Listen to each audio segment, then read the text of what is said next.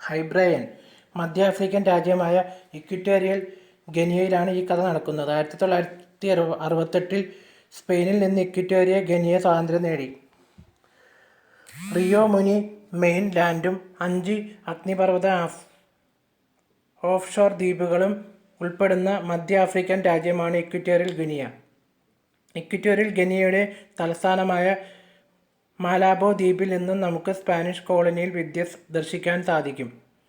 രാജ്യത്തെ സമ്പന്നമായ എണ്ണ വ്യവസായത്തിൻ്റെ കേന്ദ്രമാണ് മലാബോ. നമ്മുടെ ഈ കഥ നടക്കുന്നതും ഈ മലാബോയിലാണ്.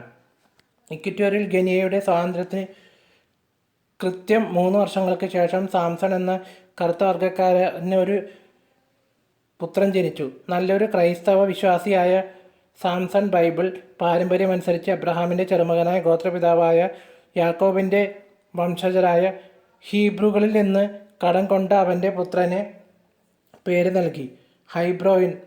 നീതിമാൻ എന്നർത്ഥം വരുന്ന സ്പാനിഷ് നാമമായ ഹുസ്റ്റിനോ.